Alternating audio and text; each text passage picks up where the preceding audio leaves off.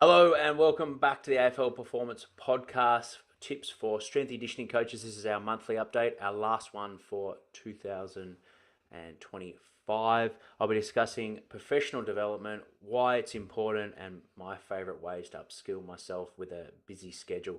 I think no matter what stage you're at with your career, whether you're just started out and you're studying perhaps your masters or your bachelor's of sports science while working in the private sector, you're going to be wearing many hats, perhaps volunteering your time at local level or state level football, and then you've got to make ends meet because you don't make money there. So you're obviously working in the private sector, perhaps.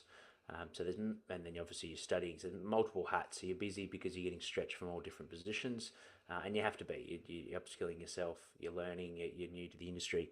Then typically you might, after a few years of doing that, land your first part-time contract or full-time contract, and now you're still time poor because you're probably working the most contact hours, perhaps at the club, maybe working at the AFL level, and then VFL at night. So your time is limited. And then progress, do that for a number of years. You progress to IC position, and now you've got a lot more responsibility with the first team. So probably more planning, probably more coaching heavy work that you've done previously, and then ultimately the head of performance role where your meetings is significantly increased. You're probably less hands on, but the amount of critical decisions you're making throughout the day and when the athletes are in the building, but also outside the building, is at an all-time high. So no matter what stage of your career you're at, time is always of the essence. So we want to make sure that our upskilling is valuable, it's effective, but it's also efficient and something that you can, is sustainable for you. So I think it helps you stay relevant, connect to the industry, keep a finger on the pulse with the research and how we can apply that research, sharpen your skills, of course. Technology is forever evolving, and we need to have a good filter on what's going to help our process and our systems, and perhaps what's extra noise. And then, of course, lead with confidence and know that you're well prepared and you're giving the athletes the best service and program that is out there. Of course, um, for me, I've broken down into sort of four key areas. We've got micro learning, which is something that you can do on the daily or when you've got that extra sort of 15 minutes in your day. So for me, first thing in the morning is probably the best time. Obviously you got no distractions. I typically wake up at 5. I want to get a workout in at 6 before start seeing the athletes and being involved in the program from 7. So from sort of once I've the coffee, the plunges on and everything, around 5:30 or so till 5:45, I'll typically get 15 to 30 minutes of reading in before heading in the car and heading off to the club. So at the moment, thanks to Matty J, our head of performance at the Eels, he's lent me what we need is speed from Henk. I'm butchering this last name, but Craig Janoff, which is obviously relevant to my role working with the Eels as a speed coach. So that's been a good one, but it can be not just strength and conditioning stuff. I find any different books that people recommend. That's my favorite time. It's not a big long. I find if I read at night, I just end up falling asleep and don't retain the information as much. But if I do it at the start, it actually I feel like it sets up my day quite well. I wouldn't do it every day. I'd probably do that 3 or 4 times a week, but I feel like that adds up. Um, Entering courses, so schedule PD. So the more recent one I did was Jonas Dodu's online course. That worked quite well because it was highly relevant to my role in speed and athlete development, but also it was with coaches all around the world.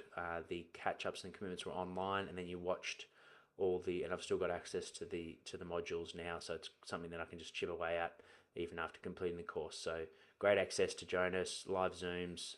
They're all recorded as well, and then there's lots of other mini courses within that course, like with Tom Tomlinson, for example, talking around his framework of strength and conditioning. So that's something that's been more recent, but I think ultimately, if you enter a course, you're blocking out that time that you're going to learn. So it's a good constraint to put in yourself. I think every couple of years, I'd like to do some form of online course that's quite meaty and heavy, and you're diving and going deep into a topic. Um, Of course, the more natural one, but probably undervalued perhaps, or maybe underappreciated, is the everyday conversations we have with our colleagues. So if you're lucky enough to be working in pro sport, having access to head physios, sports scientists, performance analysts, coaches that have worked, a range of different, or everyone that's worked in different environments and learnt lots of things along the way, and have a different perspective on things. I think if you can, having a scheduled professional development, like we have, lucky enough, our head physio, Kieran Morgan, has organised probably every 5 or 6 weeks we catch up as a group with the pathways coaches as well, NRLW, and someone presents on a particular topic, and then we're bringing that to the public actually in 2026. So watch this space for for courses that we can do face to face at the Centre of Excellence at the Parramatta Eels. But more recently this year, in 2025, we just conducted them for our own self learning, and you've got a range of different experts in there, so it was hugely informative.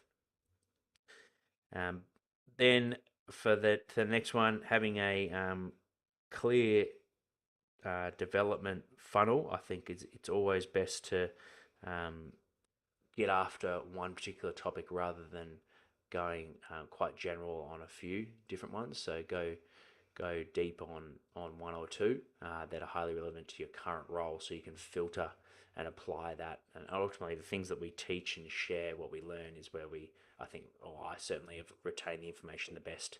So constantly thinking with the blinkers of how can I apply this to my role to help you make a greater impact in your role, and make a bigger impact for the club.